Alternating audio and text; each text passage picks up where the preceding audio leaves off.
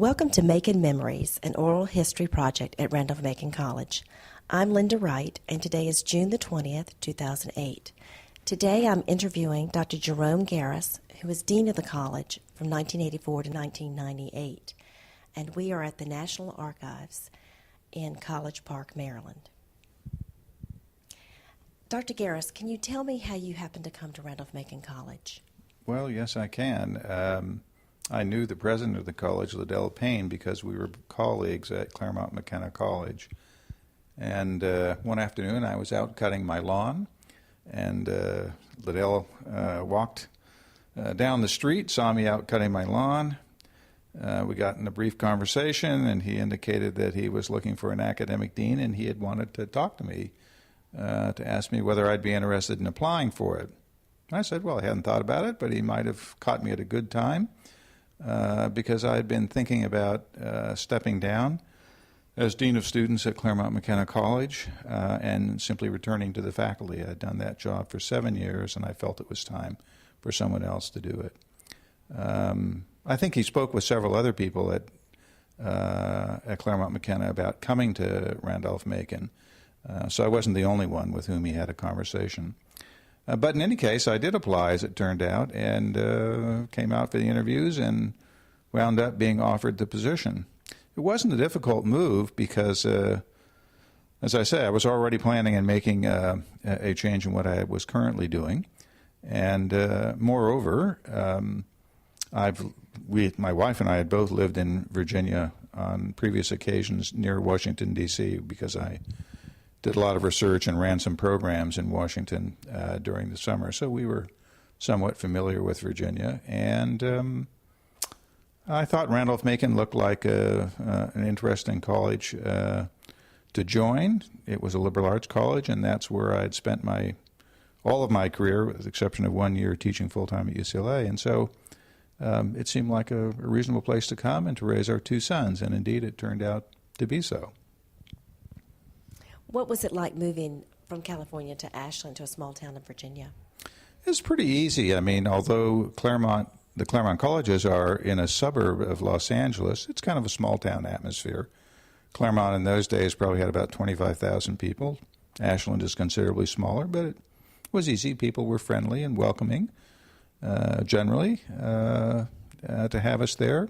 Once in a while, people would say, you're from California, but you don't have beads and you don't wear sandals. But otherwise, it was a pretty smooth transition. Do you remember your first impressions of the college or the town?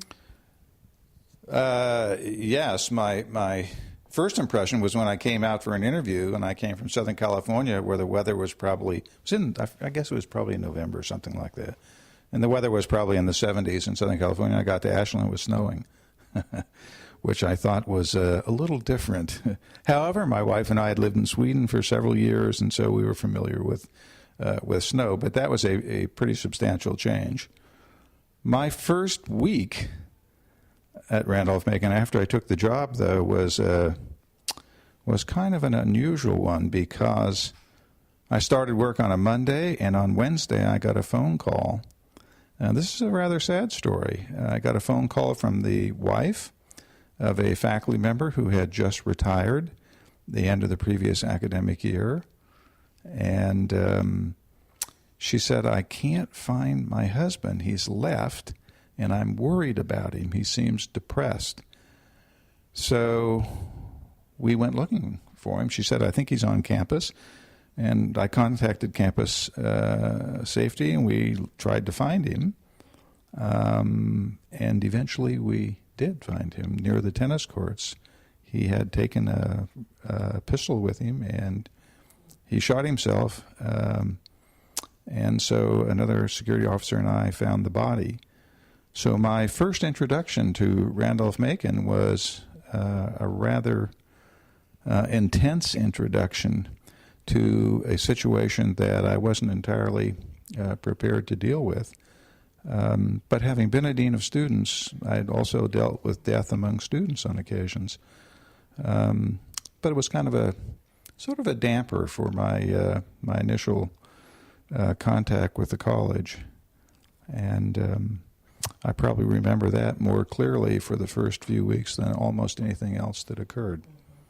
Certainly. We had several tragedies on campus this year. It's been a hard year for Randolph-Macon. I've heard that.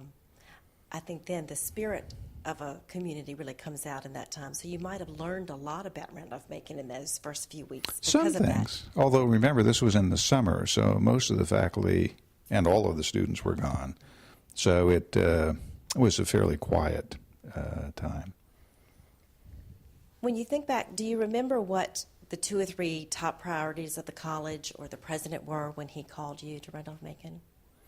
Yes, and they were things that we really, I wouldn't say negotiated, but discussed in the sense that we had a formal dialogue. And I came up with, my memory is that I think I had about 12 or 13 priorities that I established for myself as academic dean that I wanted to work on. I'm not sure I can remember every one of them now, but they dealt with several different things. One was to strengthen the faculty, in particular to strengthen faculty productivity in terms of research and scholarship.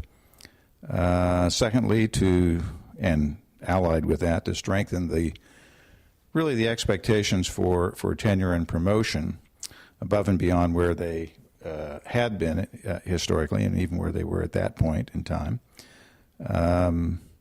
Another one was to work actually on the library, to strengthen the library program, try to find greater resources for the library, and to make it a stronger center point for the academic program.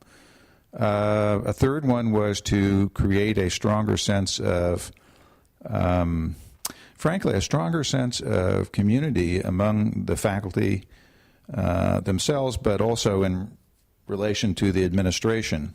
Even though I think my predecessor had worked at that, Randolph-Macon had a history in earlier years of considerable, I would say, occasionally turmoil between the administration and the faculty.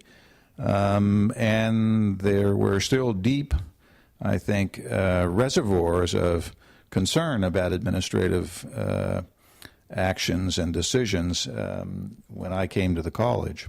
And so one of the things I wanted to work on was to try to, frankly, to bridge that gap and to build better relationships. Another one was to deal with the athletic program and to help the program move from Division 2 in some areas to Division 3, but also, frankly, to change the status of the athletic personnel. Excuse me. From tenure track appointments and to put them on a more regularized contractual basis. And another was to add international programs to the college's curriculum. When I came, there were no study abroad programs. The faculty generally was, well, I wouldn't say the faculty as a whole, but there were some leading members of the faculty who felt that students would not be advantaged by studying abroad, that it was more important for them to study in Ashland, and I didn't share that perspective. And that also led eventually, although it took quite a while to do it, to not only the creation of a number of study abroad programs, but also the addition of some new majors in international relations and international studies, which were kind of a culmination, I think, of that effort. And even the addition of some new language areas, for instance, Chinese, which we were able to add to the curriculum during the time I was at the college. I said I can't remember all the things. There were some others, but I don't just remember offhand. Well, that's very good that you remembered those. Oh, I do remember the other one. Teaching load. That was another one. I was coming from a college which had a 5-course teaching load. Sorry, Claremont-McKenna had a 5-course teaching load at that time. Now has a 4-course teaching load. Which changed while I was academic dean at Claremont. But when I went to Randolph-Macon, we had an 8-course teaching load, which I thought was just way too demanding, even with a 4+1 academic calendar And we managed to reduce it from 8 to 7, but even that, in my opinion, was too many, and it needed to be reduced further in order for faculty members really to do what's expected of them, to be both active as scholars, but also, and perhaps even more consequentially, to be able to teach at a level of preparation and skill that isn't overpowering sometimes, given the number of different courses that faculty members have to teach on a 7-course teaching load. And how did the faculty respond? I'm sure the course load reduction was probably welcomed, but to the strengthening the faculty expectations for tenure and those things? Well, I think it's interesting in a way. I mean, there were several faculty members who spoke to me about that issue early on and sort of said, well, we know, that that's a goal that you have. Some would say to me that I think that's a laudable goal, something that's overdue, long overdue at the college. Others were probably less sure that it was a good thing to do. I mean, they were more comfortable with the existing mode of decision-making and were probably not as interested in seeing changes.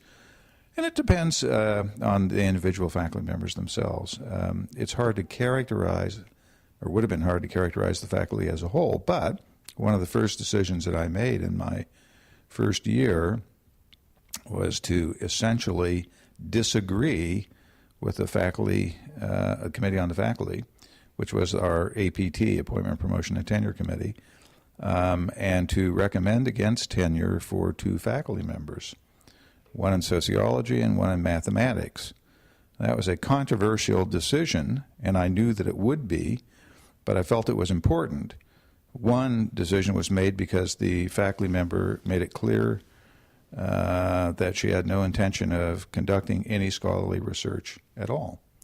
And my view was this was a clear case because she was a good teacher. In fact, I would say, as someone told me from the math department, if we don't tenure her, we'll never replace her with anyone who's as good in the classroom.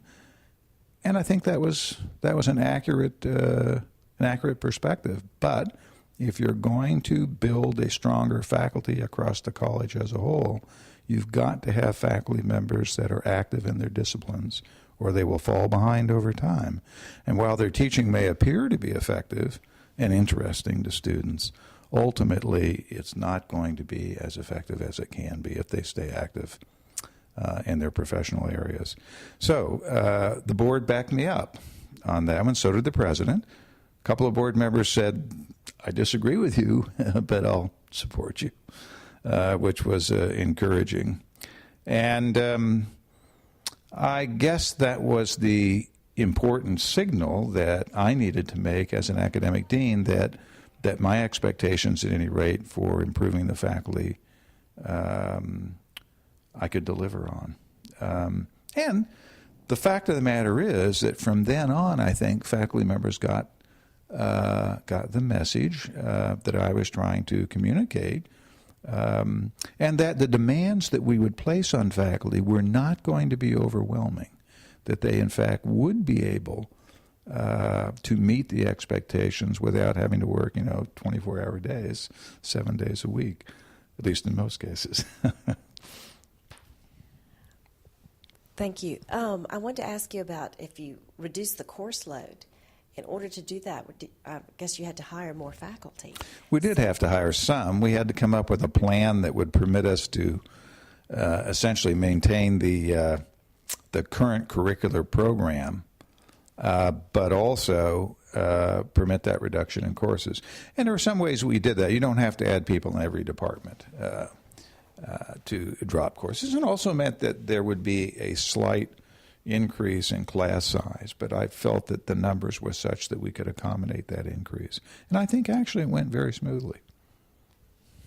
Well, the strengthening of faculty requirements for tenure and promotion, it stuck. It seems like that really was a change that you were able to see through the years. Well, you have to remember that I was dean for 14 years. Yeah. So that's, for most faculty, that's, a long time. If I had only been dean for a couple of years, it's hard to say what would have happened. I mean, if I'd been there for 3 or 4 years, maybe another dean would have come in with a different perspective and things would have changed. But the fact of the matter was that I think that long period of service meant that I was able to essentially convince over time, I think, a large number of faculty members that that was a good way, in fact, to make such decisions. And it also meant that as dean, I was able to work with academic departments to bring in faculty members to the college who were coming with that expectation that the college, in fact, would not only expect it, but would help support faculty in terms of their scholarship and research.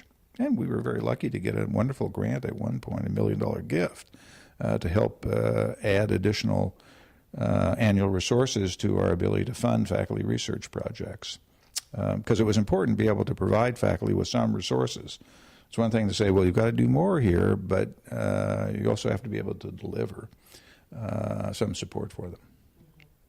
And I think the faculty now are very appreciative of those grants, the Craigie and others that I've heard a lot of that in these interviews, the research that faculty have been able to do. Do you think that was part of the climate in higher ed at the time as well, of faculty more rigorous scholarship at small liberal arts colleges? Or I think that's true. I mean, it didn't start in 1984, certainly when I went to Randolph-Macon, but I think the tendency and trend at better liberal arts colleges was, in fact, to try to build a stronger faculty sense of commitment to scholarship. Now, that's not without its controversy even today. As you know, there are some people who write about the faculty, and some people stress in some of their research that emphasis on scholarship has taken away from, at least at liberal arts colleges, the close connections between faculty and students. Now, I don't share that view because I think Randolph-Macon has a balanced perspective on it. Not all institutions do. My current institution probably has even stronger expectations about faculty scholarship. It has a reduced teaching load too, by the way, so there is an expectation faculty will produce more. But it does mean that there is a constant challenge for faculty in Claremont between time devoted to students, outside of the classroom at any rate, and their own scholarly activities. I think that's less the case at Randolph-Macon. And also, Randolph-Macon adapted very quickly to something that I thought was extremely important, and that was to engage undergraduate students in the research that the faculty were carrying out. We started it first and foremost in the science program with the SURF program, which still continues to this day. And by the way, I don't want to suggest that I originated the program. I did not. Came from faculty initiative, but I was a strong supporter of it, I believe. And it then served as a kind of role model for other departments who began to consider how they might involve students in their own scholarly pursuits. And what that's done, I think, is to build a much stronger academic program for students and to some extent for faculty as well across all the disciplines at Randolph-Macon. You would be pleased to see the SURF projects this summer. There are 35 faculty student pairs, I think, in all disciplines. Yeah, it's a great number. I mean, and I think Randolph-Macon's a leader in that respect. Can you talk a little bit about the curriculum changes during your time at Randolph-Macon? You mentioned a couple of majors that were added and some foreign languages. Any other curriculum changes that came to mind, or any themes? Well, as I said, nowadays we have a term for it, globalization. In those days, we just tried to talk about sort of international efforts to expand the curriculum. That was the major area where I felt we needed to do a lot. I mean, frankly, I thought that there were two major things that needed to happen in the curriculum. One of them was accomplished in my time. The other one was not, by the way. The one that was the international sort of programs we've talked about, and there was a real, for instance, with the creation of the international relations and international studies majors. I originally thought we were going to create a major in international relations, which would have been an interdisciplinary major as I saw it, but one that's typically using that terminology based in political science and economics. But there are people who are interested in international studies from the languages and from the humanities who also wanted to have their own program, if I can describe it that way. In other words, there was a kind of split among large numbers of faculty about the direction that we ought to go in, and we were struggling a little bit. So we just kind of in a Solomonic way just split the difference and said, well, look, why don't we create two majors? Why just one? Why not have two? They can share some common courses, but for students who are interested more in the humanities direction as opposed to the social science direction, they can have an international studies major. And for those who are more interested in social sciences, they can have an international relations major. Sometimes simple decisions like that can lead to very good outcomes and can solve big problems, especially if you wait a little while and let people mull over and talk about their perspectives and make their best arguments and things, rather than trying to push ahead with a kind of one-size-fits-all. I still think that that was a very important advance for us to develop both of those majors. And as a result, I think, to pull a large number of faculty into this area of international education, which had been sorely overlooked by the college previously. My current college hasn't been able to make that choice yet. I hope that someday I'll be able to use the Randolph-Macon model to get some advances there as well. The other area where I didn't succeed in getting much movement was in general education. And I never really tried very hard. I guess I'm a proponent of the possible. And it struck me that there were a number of other areas that I could work on and make progress, but that a modification of the general education program during most of the years that I was at the college would have been a very tough battle. And as an academic dean, you can really only fight so many battles. As a political scientist, I might say, you start the job with a certain amount of political capital. Maybe you gain some over time and lose some over time, depending on the way decisions go. But you can use it all up sometimes in very big battles. In a major curricular reform at Randolph-Macon, I decided, especially in the 80s when I was there, would have been a bruising battle. And I think what happened eventually was that we got the college to the point, just as I was leaving, where serious dialogue could really begin to take place. There had been significant changes in a lot of areas of the college, and at that point, I think, the faculty was ready to really think seriously about the general education program. And, of course, subsequently, they were able to change it. Is it a regret that it didn't happen during my time? Well, yes, in the sense that I would have liked to have seen it happen sooner, but no, in the sense that I'm not sure that it could have happened sooner without really trying to force something that wasn't ready. I think those are really are the major changes. And also, frankly, the other thing that happened over time was that a number of faculty members who I think when I first came to the college were more, let's say, more conservative about curricular matters, over time changed their view. They became more receptive, or one could say more receptive. I suppose you could also say, well, maybe more resigned in some cases to change than they had been before I got there. One of the things that I wanted to do, and this relates both to this and maybe to other areas of college leadership as a dean, was to convince people early on that that while I had some ideas about the direction the college should move in, that I wanted to build a successful coalition of faculty members to join with me in trying to accomplish certain of those ends and goals. And that the end result didn't have to match my particular expectation or desire about what was to be accomplished, but that I could certainly help shape the direction. But I could only do that with the broad support of a lot of individual faculty members.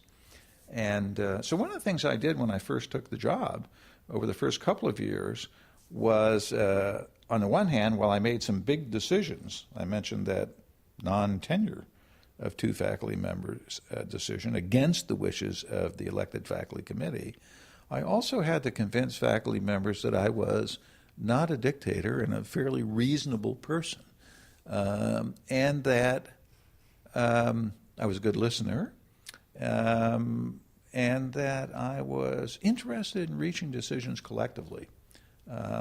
Now, the tenure decision wasn't one reached collectively.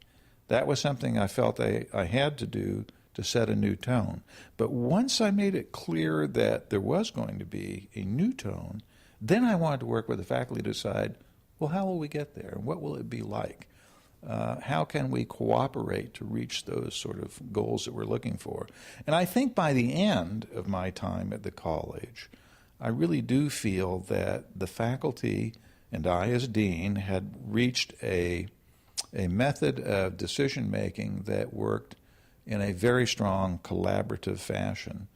And I always felt that the faculty expressed a lot of goodwill towards the things that I wanted to accomplish.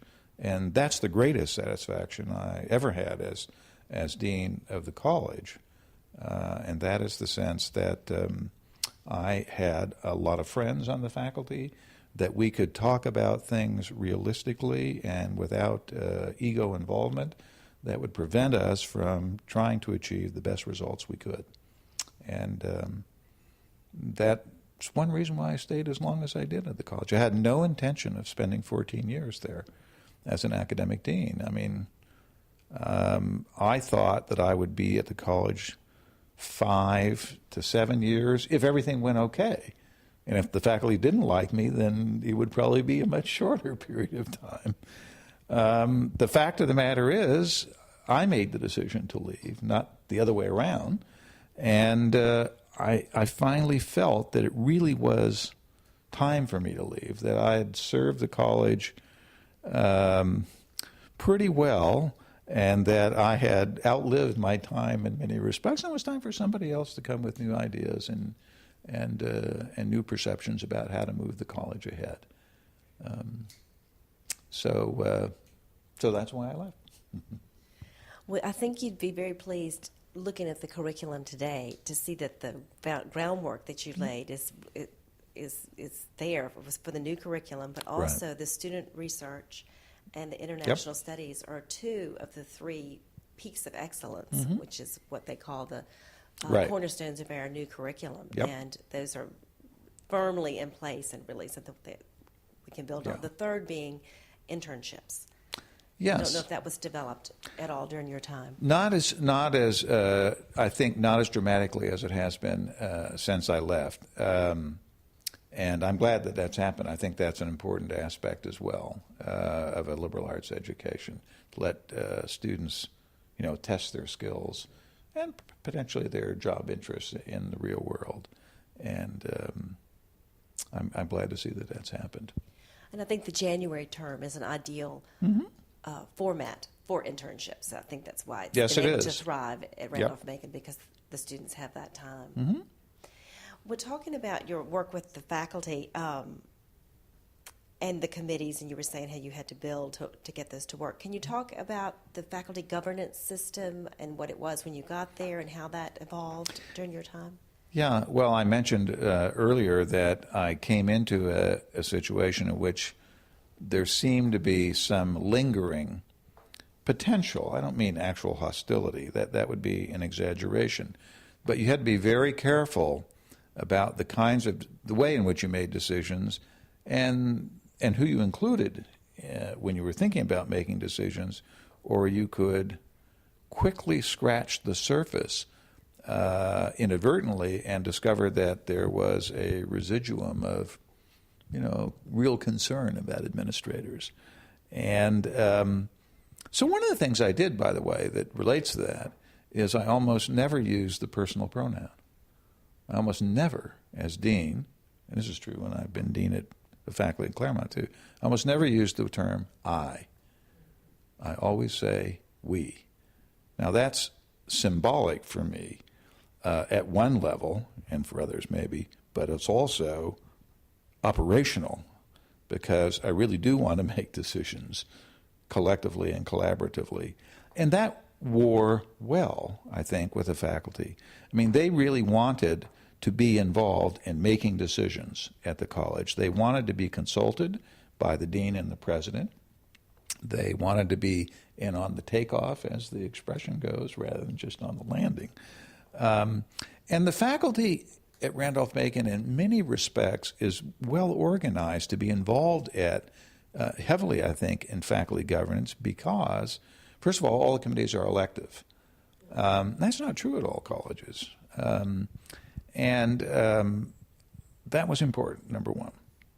Number two, the number of faculty members that attended faculty meetings in those days, held at night, by the way, was usually very high, much higher, for instance, than at other institutions that I've been at, also liberal arts colleges. And so faculty take a substantial interest in it. And I found the faculty meetings a fascinating experience from the perspective of the dean. There you are standing. In those days, we met in the old boardroom upstairs in the administration building and surrounded by all these portraits of the former presidents of the college. There was a huge, long table. The faculty sat around the table and then around the outer side of the room. The dean stood by himself at the end of the table. And it puts you on the spot in a way that's kind of hard to visualize and experience if you haven't been there. It's a very different kind of setting in a way, but it was very important for the faculty, that setting, that format, because it meant they were sitting around the table deliberating important issues for the college, as opposed to sitting, as the faculty does at my current college and all the other colleges I've ever been at. You know, the faculty sit in a kind of auditorium style or classroom facility, and the dean and the president are sitting at a table up in front or standing up in front. So it's a very different format in a way, and it implied that the faculty and the administration, in a sense, were deliberating around the table. And I always felt that was very, very instructive and kept me mindful of the role of faculty in a way that wasn't an audience out there. So I think faculty governance at Randolph-Macon in the time I was there was healthy. And it was important. And both the president and I were conscious of the role of the faculty, and at least tried to meet our responsibilities to share decision-making with them to the best of our ability to do so. One other thing on curriculum I wanted to ask you about. Do you remember the evolution of the Women's Studies program and the background to that situation? Well, not especially well. I'll tell you why. It's because I never had any question about the fact that we ought to have a women's studies program in a college which had been all male for most of its history. It seemed to me that it was important to make it very clear that this was a coeducational institution. And a women's studies program, in many ways, is a reminder of that fact. And one of the other reasons why I don't remember the details as much, as I say, is because I didn't have to do much, candidly. The faculty members took the lead. I felt it was something that we ought to have, so I was supportive.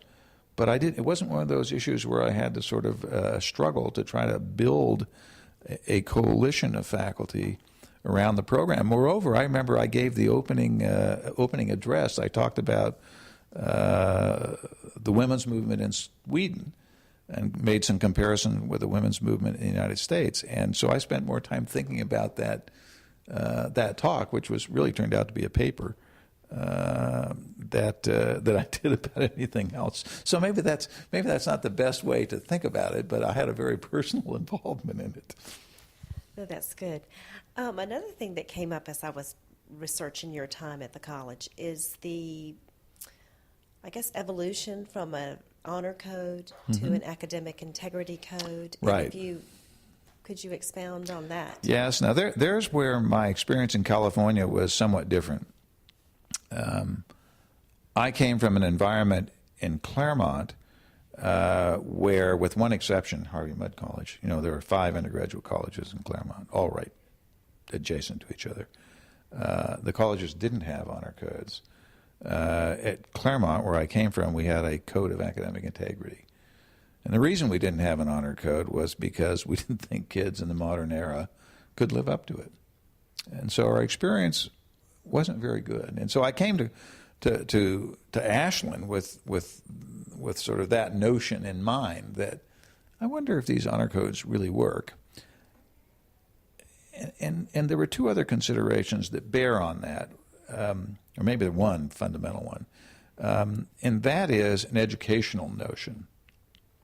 And the second one is a kind of maybe a quasi-ethical religious notion, but they are kind of related, these. And that is that, students are learning as undergraduates. I mean, that's the whole purpose of a residential liberal arts environment, isn't it? To learn how to study, to learn how to think critically, and to learn how to live with other people in a rather close circumstances sometimes, and to get along with each other. And it's quite clear that students grow remarkably during those 4 formative years as undergraduates. The student as a freshman sometimes is very different than the same student as a senior. And they make lots of mistakes in that maturation process. The problem with an honor code is that it's absolute. It doesn't permit mistakes. And so I guess I came to Randolph-Macon supporting the notion, and I know that this was very controversial. There are many people who felt that an honor code was the essence of the Southern tradition of gentlemanly behavior, if you will, of ethical behavior, and to suggest anything else must mean you're some kind of soft relativist in your sort of ethical and moral belief patterns. But I didn't share that view, by the way, and as I've just said. And so I was quite willing to support the notion that something that was a little different than an absolute honor code, where if you break the rules, you're gone, might have greater effectiveness on student behavior. Moreover, we found that students, is the other point, we found that students, were extremely reluctant to come forward when the only penalty was expulsion. We felt, or I felt, I shouldn't put this this time I will use the personal pronoun, I felt that was not likely to result in the kind of active learning process that needed to happen for young men and women at Randolph-Macon, and that's why I supported the change. How did the faculty and the students respond? I think the faculty had divided views. Some shared the perspective that I just elucidated. Others did not share the former perspective, thought it was a reduction of standards, if you will, to move away from it. Students, I think we did some polling, if I remember correctly, and students generally didn't favor an honor code. They might favor it in principle on occasions, but when you ask them, well, would you report a violation? The response was, no, I wouldn't. And so I think people were divided about it. Was there any response from the trustees, or many of whom had been alumni under the honor code? Well, I think they were equally divided. Probably a majority of them probably would have supported an honor code, a continuation of that notion, because it's what they had experienced. But I think a number of them also recognized that, well, I mean, by the way, here's where an administration, and to some extent a faculty, can be very influential with the Board of Trustees. While the Board of Trustees is, in fact, the managing body for the institution, they're not the operators of the institution in an operational sense, I mean. And so they're likely to pay pretty strict attention to a recommendation coming from the administration of a college. up to the board. They usually don't reject administrative notions if they're presented effectively and if it's clear to them that this is a reasoned decision and choice about a change in policy. And I think the board probably approached it that way. Good. Going back to what you said at the beginning about you had 12 or 13 primary goals, one of which was building a sense of community among the faculty. Yeah. Can you talk about some of the strategies you had for that and the response you got? Well, I referred to a couple of them. One was the use of the pronoun we, and then trying to make decisions collaboratively, and being a good listener. That's important, as I said earlier. There were some other things. I used to try to get out and around and talk to faculty members, sometimes on their grounds, sometimes in mine. It's hard for a dean to get out of the office sometimes, but I would try to do that. I also, as you probably are aware, played a number of noontime sports with faculty specifically.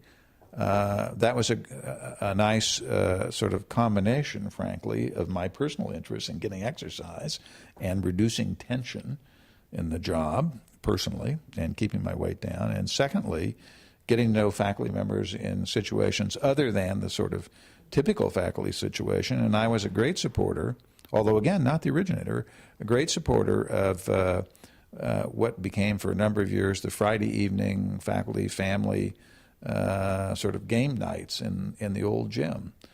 And we kept that going for many years, and there would be 6, 7, 8, 10 families that would participate in that, and we'd play volleyball and basketball and kickball, and kids would run around, and then we'd all go have pizza afterwards.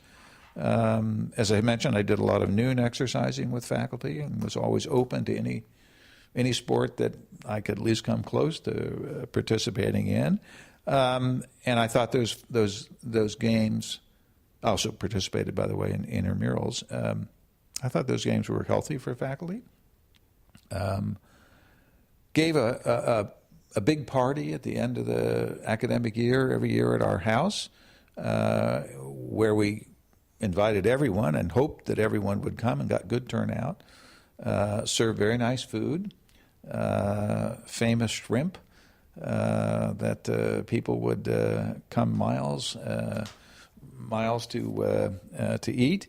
And we invited the whole family. It was to be an event with children, spouses, and faculty members themselves. And I think it was a great end to the academic year, and people, I think, enjoyed those parties a lot. At least they always told me that they did.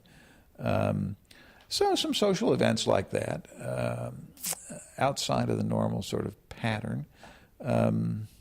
Once in a while, I would take faculty teams to conferences and meetings, which was a good way both to come up with some new ideas, but also, again, to build a little support among faculty members for each other. People drawn from different disciplines would go on these trips. That was another, I think, healthy way to try to create a sense of community. And also, whenever I had a chance, and this didn't happen very often, candidly, at Randolph-Macon, but whenever I had a chance, if there was something.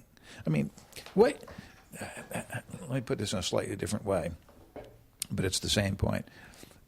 The way to help create community is to be a community member, frankly. A dean, in my opinion, sets a tone for the whole faculty, okay? And the way in which you make decisions, the way in which you interact with others,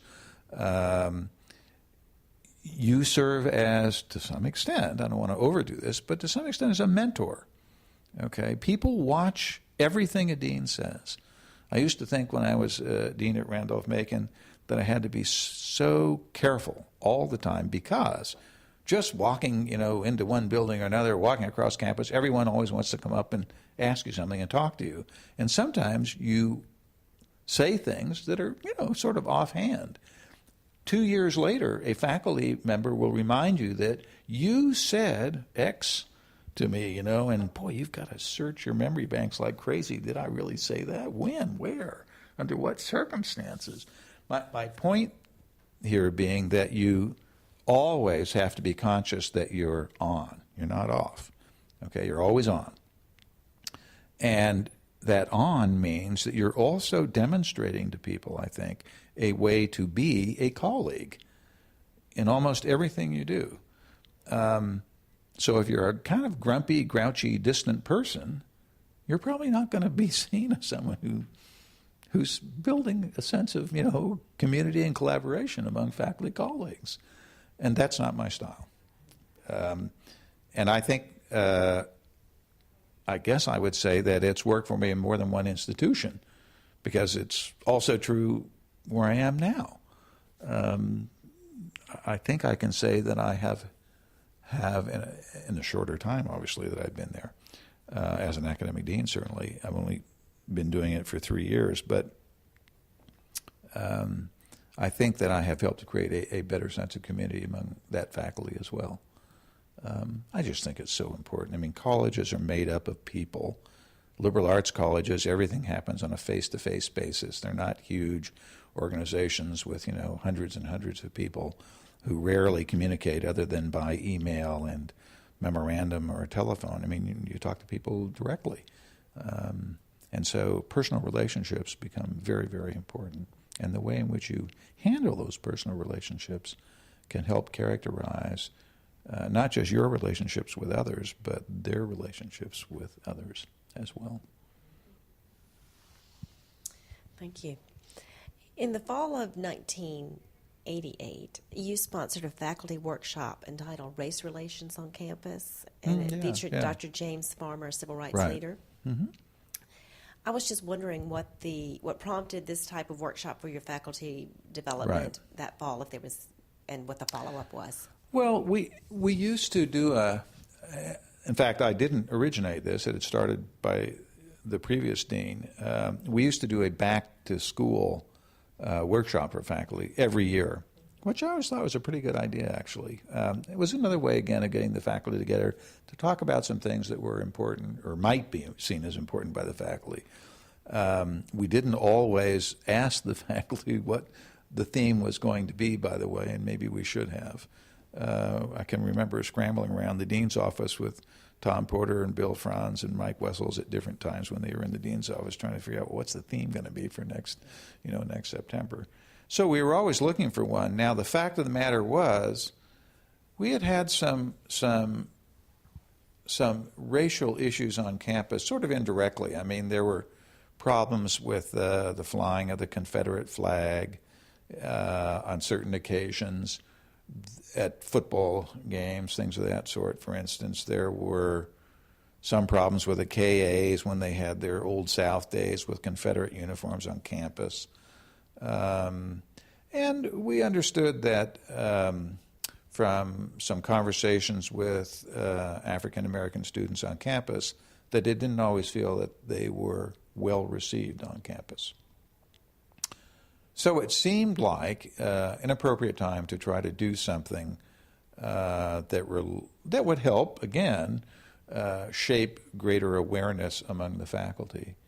And one of the things that came out of that,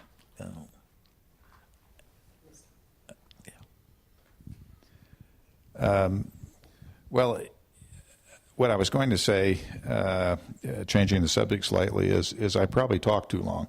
And I've been told that on several occasions at Randolph-Macon. One of the first occasions was I was asked as dean to give a talk to I guess it was the honors convocation, and my first one. And I talked a little bit about myself, et cetera. And after it was over, Earl Moreland told the president, Liddell Payne, he said, well, that Garris guy seems all right, but boy, he sure is long-winded.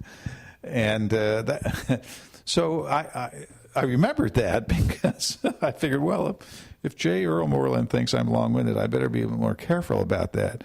I hope I was, but I do know that I didn't always succeed, because in the cabinet meetings, after about not the first year, but about 3 years in, the vice president for development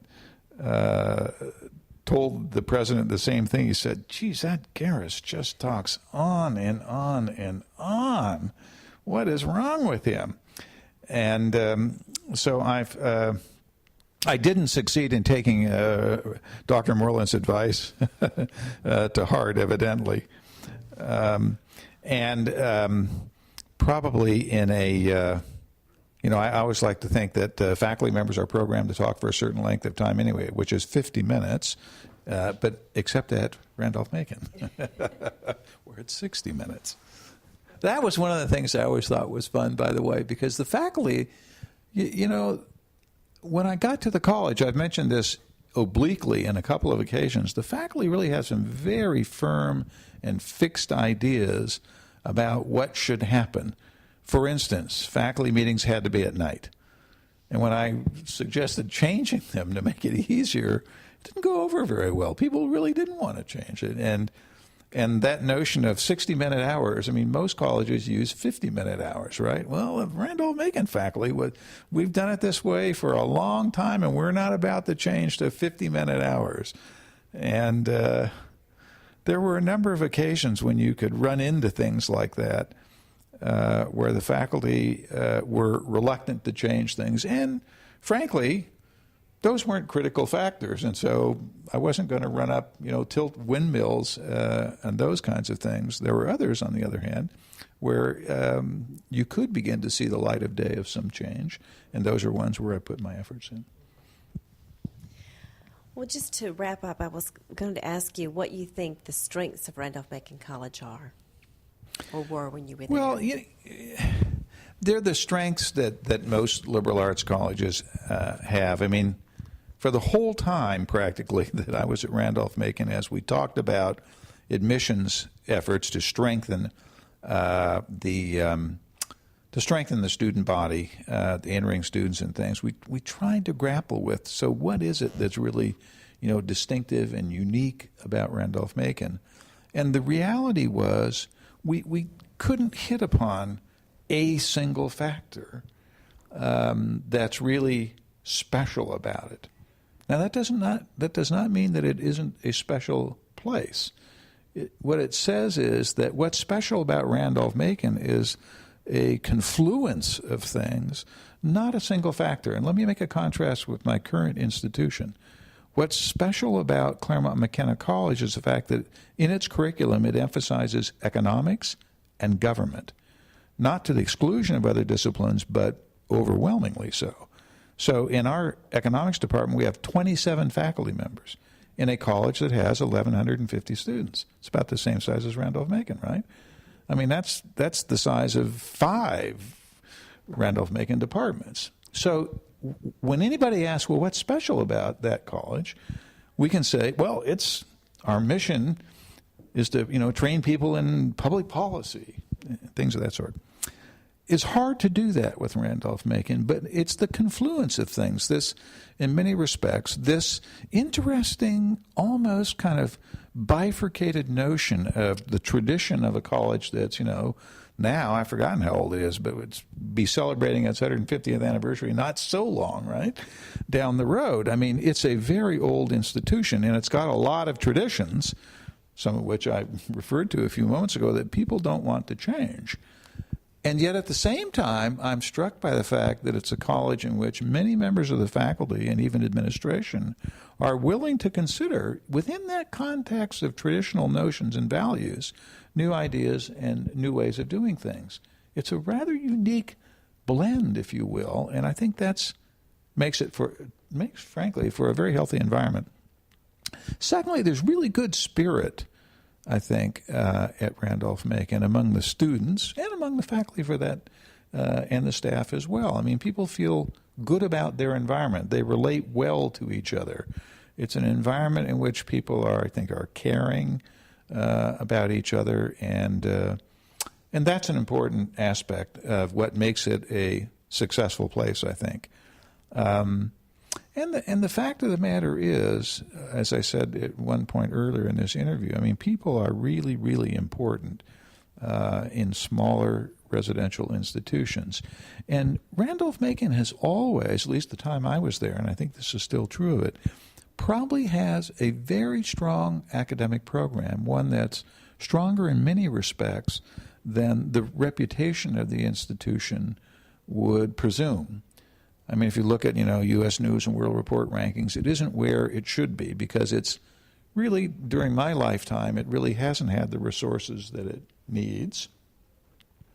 No institution has all the resources it would like to have, but there is this question of the necessity for greater financial resources to make the institution continue to improve and to grow and to be strong. And that's a really important, I think, consideration. But the academic program and what the faculty want to deliver to the students and the way they deliver it, I think, is a decided strength. If you take that sum total of all the things we were talking about earlier and the new things that have happened, I mean, the new curriculum, interdisciplinary teaching, the notion of student research is taken very seriously at Randolph-Macon, the fact that faculty members teach a lot and at the same time are involved in scholarly activities, you put all those things together. Even the 60-minute hour means that students are going to spend more time in class than they do at other institutions. All those things together make for a very strong, rich, and deep academic environment. But they're not things that you can sell in a kind of admissions notion in a single phrase or sentence or two. And that's what makes it a hard sell in a way. And as I say, I'm not the only one that has grappled with that for a long time to try to figure out, well, how can we boil that down into a kind of catchy phrase? And ultimately, I think the answer is, well, we can't, because it's more than you can capture in a single notion. It is, in fact, a combination of lots of things that makes for a very good institution. And one that people, I think hold dear to their hearts. And even though I've been gone now for almost 10 years from the college, it still means a lot to me. And I try to pay attention to what's happening at the college. I mean, I still get the bulletin, for instance, and I read it. And I still have contacts with faculty members and administrators and even Liddell Payne, because he lives in the same town I do. I mean, there's a certain irony there, right? We both came from the same institution, which, by the way, when I first arrived, was a question of concern among some faculty members, as you might well imagine. Well, we've already got a president from that place. Now we're going to have a dean from there. What's sort of going on here? And I think that over time, as decisions played out, faculty began to see that wasn't necessarily, it didn't necessarily mean that the president and I had exactly the same view on every issue, or that we were going to turn Randolph-Macon into a kind of, a Claremont East, if you will. But it was a concern and a consideration, and now here it is that we both left the college at different points in time, and we wind up being in the same community in Claremont. Again, there's a kind of full circle notion, I guess, to our lives in a way, but we still talk about Randolph-Macon a lot. In fact, we just went to a party for the former president at Claremont McKenna College in Los Angeles, and we drove in together, the Paynes and the Garrises, and we spent most time talking about Randolph-Macon. So it's still important to us. That's great. Well, you touched on Dr. Moreland, and I just want to ask you, do you have any other Dr. Moreland stories or memories? Well, the best memory I have isn't quite of Dr. Moreland, but it's about him. I mean, I do remember him well. He was, but he was very careful not to sort of get in my way, in a sense. I think he spent more time bothering the president. I mean that half jokingly, but than he did the dean. And the reality is, I probably undid some of the things that he put together. I mean, tenure in the days when Dr. Moreland was president, he'd kind of walk down the hall and say, I like the cut of your jib. You've been here for a year or two. You're tenured. And bang, that was it. And, of course, what I was trying to do was ensure that we made that a much more procedurally correct and professionally serious decision-making activity. So I don't know whether he ever thought about that or not. We didn't really discuss it. But here's the thing that really means a lot to me about Dr. Moreland. I got invited in about 1990, I think it was 92 or 93, to go to Brazil with a bunch of deans and presidents of Methodist colleges. And we spent 2 weeks there, and we were visiting. The Methodists are very big in Brazil. It's one of the major sort of Protestant denominations in what is nominally a Catholic country, of course. And they have about, they must have about 7 or 8 colleges and allied schools, much like the Randolph-Macon model used to be in Brazil. And I went to one of them. I went to all of them, actually, but one of them was in Porto Alegre. And it's where J. Earl Moreland was president, before he was president at Randolph-Macon. And they remember him in some very impressive ways. When I was there, their gymnasium was Moreland Hall.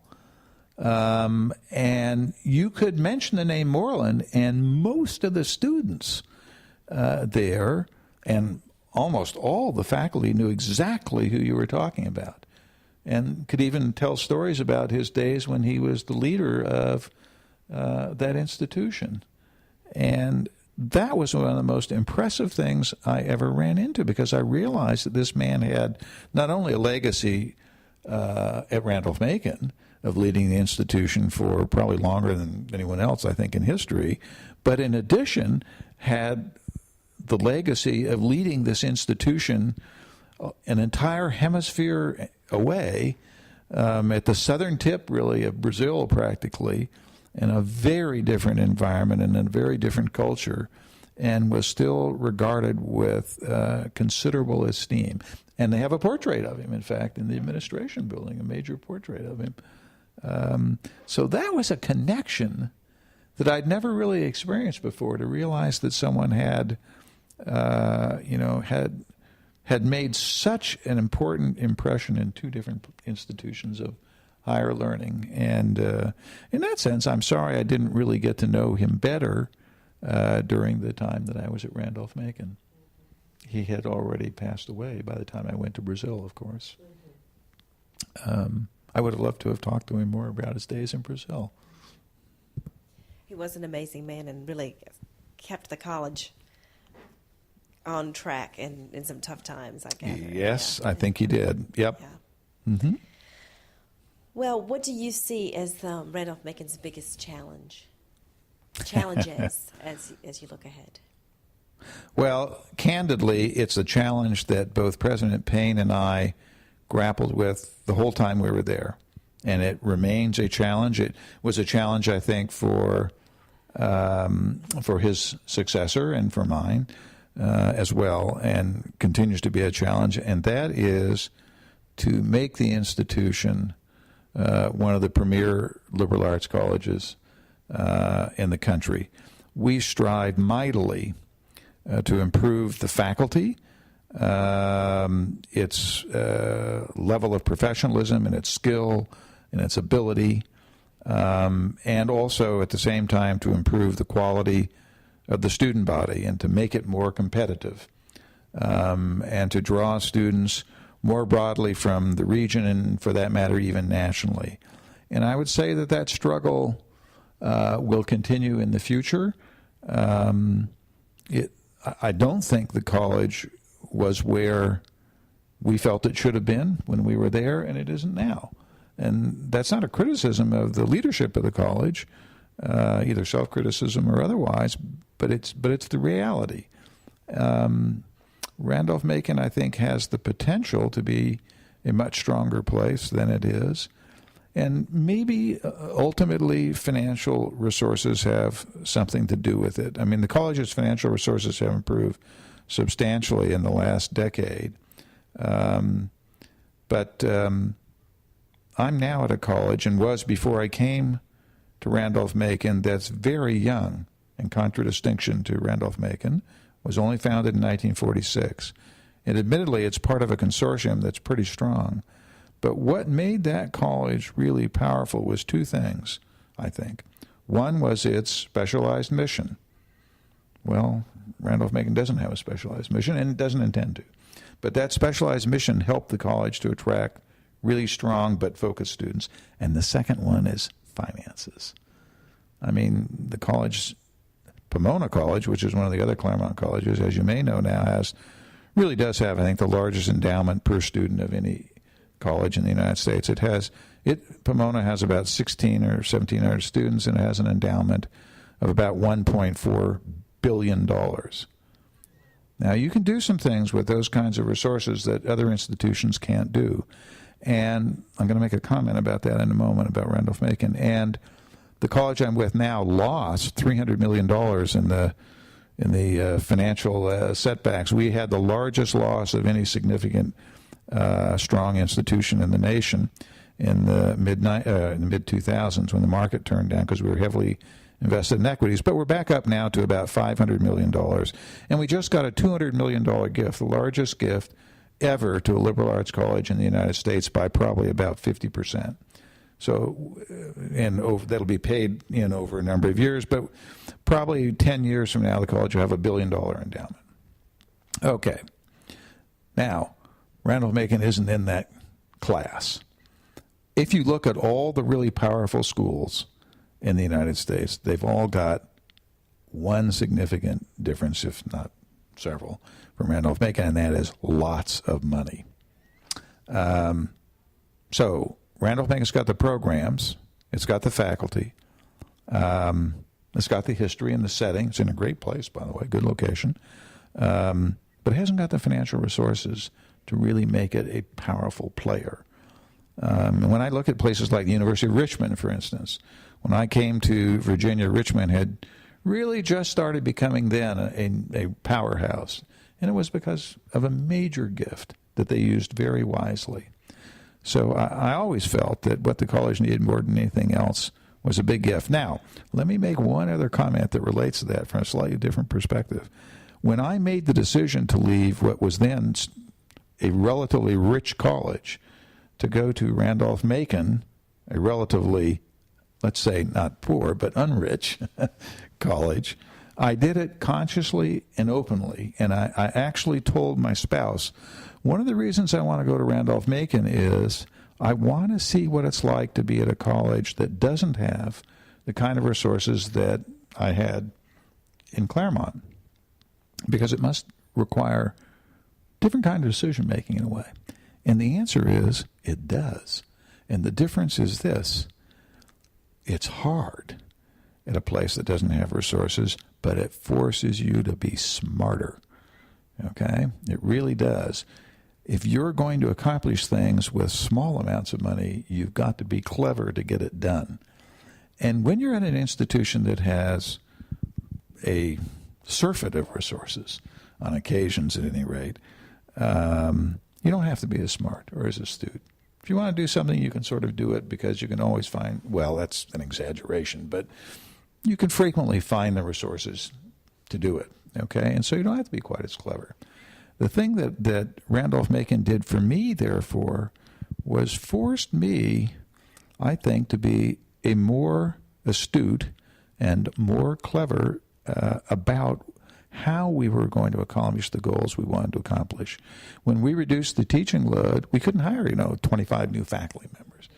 And that's not an accurate figure, mind you, but I mean, that just wasn't in the cards.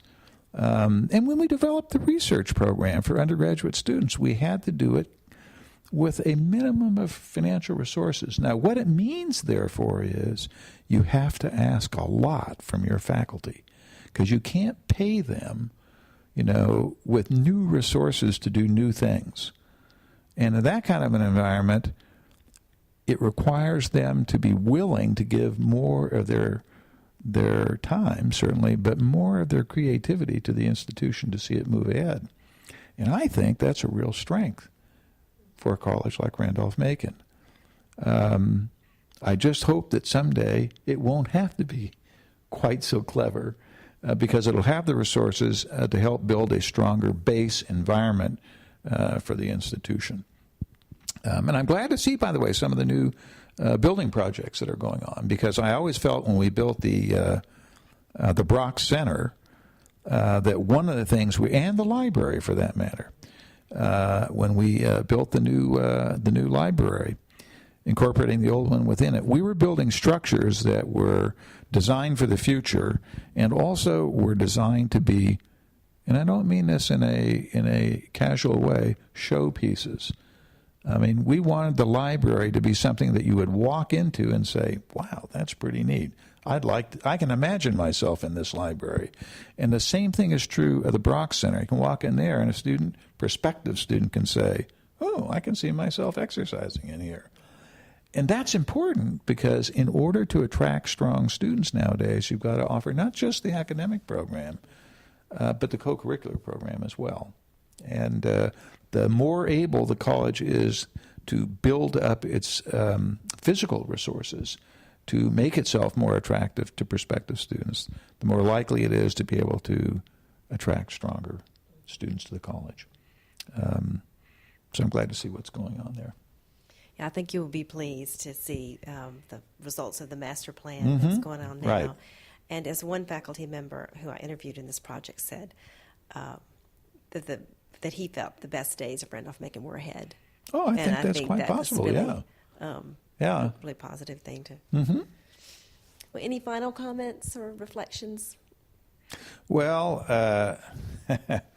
no, I guess just in retrospect, the time that I spent at Randolph-Macon was really a wonderful period for me. I mean, I had the privilege of working with somebody that I thought was a good president for most of that entire time, Liddell Payne, and briefly with his successor, and working with a lot of wonderful faculty members who I must say were very good-hearted and were really quite easy to work with. And when I look back on it, I'm convinced that they were the best years of my life in many ways. And so I look back on them with fondness, even though one is supposed to look ahead, as you suggested a few moments ago. And it's nice to know occasionally that people still remember my time at the college with nostalgia in some cases, because I look on it very much the same way. So thanks very much. Well, thank you so much for participating in our oral history project. Well, I wanted to say something about the budget-making process because in many respects it's emblematic of some of the things that I was trying to do as dean, and also says a lot about faculty governance at the college. There was a period in the early 90s, I think it was, I don't remember the exact year, it might have been 93, when President Payne went away on a sabbatical. And so I was named acting president. And as acting president, I was in charge of the senior staff. And it was the senior staff that made the budget. I mean, the budget-making process at Randolph-Macon did include the senior staff. And indeed, what would happen is the various departments around the college would submit their budget requests for the coming fiscal year, and then the senior staff would go over them, often sort of line by line, which I'd never experienced at any other college. But boy, it sure gave people a lot of information about the budget requests, which was really helpful because ultimately we could rarely satisfy every request. Well, in fact, I'll make an even stronger statement. You could never satisfy every request. The requests always amounted to more than the new dollars that we were going to have available to us. And the only faculty involvement in that really directly was the one faculty member who was elected by the faculty to sit on the president's cabinet. And then there was a Resources and Plans Committee, which didn't really get involved directly in the budget. It made recommendations about departmental budgets onto the cabinet, but I wouldn't argue was a significant factor ultimately in the preparation of the college's budget. So when I took over from Liddell Payne as acting president, I did a couple of things, one of which he reminded me of on more than one occasion, which was to move his chair out of the president's office and move mine in. And secondly, was to create a new budget-making process. What I did was to invite the Faculty Committee on Resources and Plans, which had about, my memory is right, somewhere around 8 members on it, I think, invited them to join the senior staff. And we used to meet in a classroom and then sometimes over in the library in a place that was big enough for all of us. And what we would do is do exactly what we had done in the senior staff, but now joined by usually as many as 8 and typically at least 6 members of that committee. And we would go over the budget the same way the senior staff had gone over it, but now we had equal numbers of administrators and faculty. And the notion was that anybody could ask a question about any expenditure. There was no restrictions on the dialogue or discussion, and we went as long as it took to get through the budget, which usually meant a series of meetings over about at least a 2-week period. Many, many hours were invested in this. But at the end, what it meant was we could all reach pretty much a solid consensus on what was going to be funded and what couldn't be funded and where the priorities for the coming fiscal year were going to be placed. Now, I thought that really worked extremely well. We got independent views from faculty members that would not have appeared if it was just the senior staff making these choices. And we also informed a significant number of faculty members about the inner workings of what ultimately is the most important decision-making arena of any college, and that is preparing how much you're going to spend and where it's going to be spent in the coming fiscal year. May not be the most exciting decisions, but they're very instrumental in the college's moving ahead. I thought it worked extremely well. The faculty members seemed to really enjoy it and learned a heck of a lot. And here's the proof of the pudding. When I was the faculty member, was at the faculty meeting, standing at the head of the table, each year I would announce the faculty salary increases. And we'd be done in the faculty meeting, and no sooner would I say, well, the faculty increases for next year are going to average whatever it was going to be, let's say 3.5% or something. And immediately hands would shoot up from faculty members, and they'd say, explain to us why, if you really care about the faculty, we're only getting a 3.5% salary increase, right? And I'd have to try to spend the next 20 or 30 minutes trying to justify why we couldn't do more. And it had a kind of iterative quality about it every year that you could almost sort of predict what was going to happen, who was going to ask the questions, and the unhappiness that might be expressed. So after that first year of this new budget-making process, I introduced the budget again, and the faculty meeting got one of those questions. Might have even been Bruce Unger who asked it. I don't remember for sure. And before I could say a word, Greg Doherty, who was then chair of the classics department, who had been serving on this Resource and Plans Committee, and who was almost quite frequently one of the people who had asked me one of these questions to get started in the faculty meeting on the budget, got up and said, well, let me tell you why we're only giving 3.5%, if that's what it was. Here's why. And he proceeded to make a very impressive argument explaining that we only had X number of new dollars for the coming year. We had to spread it across a number of new things that we wanted to all get done. Everybody could agree on that. And basically, it didn't turn out that, so that's what was left. That wasn't the way the decision was made. But basically what he did was to silence the faculty with information. And it was coming not from a dean or an administrator, but from a faculty member. And what it did was to change the very nature of that dialogue that I suspect had continued for many years, long before I became dean. And it never really happened that way again, because now the faculty had a direct role in making those decisions. When the president came back for the following year, I remember him asking me, well, do we have to go through this process again with the faculty. And I said, Liddell, this is something you do not want to stop doing.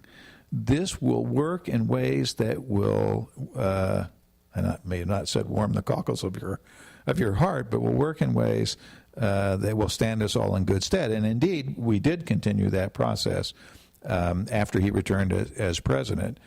And I felt in many ways that was a really, really important change to make, to involve the faculty in a fundamental arena of decision making and to educate over time. My notion was, over a period of about 7 or 8 years, to educate probably half the faculty in the intricacies of the budget and how difficult it was to meet the demands that people had. And so I rarely heard after that famous notion that deans always hear. And that is, well, if you really cared about my program, you would give me more money. Because now people understood that it's not just that simple.